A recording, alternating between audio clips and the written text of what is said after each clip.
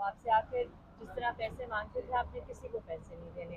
آپ نے کہنا یہ اسٹے آرڈر ہے ہمارا, ٹھیک ہے, اور اس طرح نہیں. ہاں اگر وہ آپ روڈ کے اوپر ہوں, یہ جج صاحب نے بات کی, یہ بہت ضروری ہے سمجھنا. اگر آپ روڈ پر ہیں تو روڈ کو کلیئر کریں, ٹریفک کو obstruct نہیں کرنا, ٹریفک میں رکاوٹیں نہیں ڈالنی, ٹھیک ہے. باقی سب وہ چلے گا. ابھی ہمیں جس طرح انہوں نے کہا لایا ہمیں طے کریں تاکہ آپ لوگوں کو بھی اس پروسیس میں شامل کریں اور ٹریفک کی بھی رکاوٹیں نہ ہوں اور پیڈیسٹرینس کے لیے بھی مسئلہ نہ ہو جو روڈ فٹ پاتھ پر چلتے ہیں, ٹھیک ہے.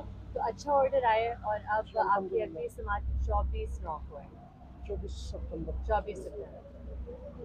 9ویں مہینے کی 24 تاریخ. 24 تاریخ. تو آپ بے فکر ہو کر اپنا کام کریں. قانون کی پاسداری کرنی ہے جس سے آپ پہلے کریں, ٹھیک ہے. اور اگر کوئی نہیں کرا انہیں بھی آپ سمجھائیں کہ ہمارا معاملہ عدالت میں ہے اور یہ ہم سب کی دیکھتے ہیں, کیونکہ اگر ہم یہ چیزیں نہیں کریں گے نا تو ہمارے لیے مشکل ہے. بالکل بالکل.